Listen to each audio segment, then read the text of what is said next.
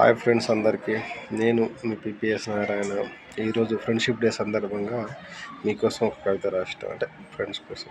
నచ్చితే షేర్ చేయండి, లైక్ చేయండి, నన్ను ఆదరించండి. మతాలు లేకుండా మనసుతో ఏకమవుతుంది, దానికి మంచి చేయటే తప్ప మరో ఏది ఎరగదు. పుట్టిన ఊరిలోన పుడుతుంది, ప్రాణం వదిలేదాకా పాశమై ఉంటుంది. ఎంతో ఎత్తు ఎదిగినా తొలి పలకరింపు అవుతుంది, ఏమి లేకున్నా నేనున్నానంటుంది.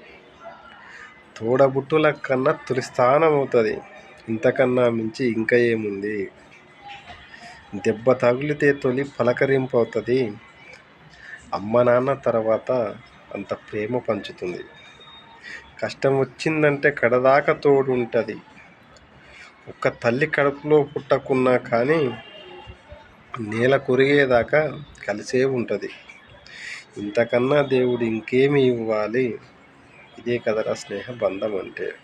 Thank you friends.